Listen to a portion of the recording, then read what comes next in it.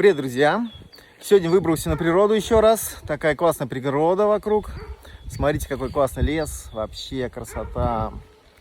Просто супер. Самое время сделать шашлыки. Отдохнуть, послушать музыку. Ну и еще что-нибудь посидеть, поговорить о жизни. В принципе, довольно интересно все это сделать. Да, мне нравится.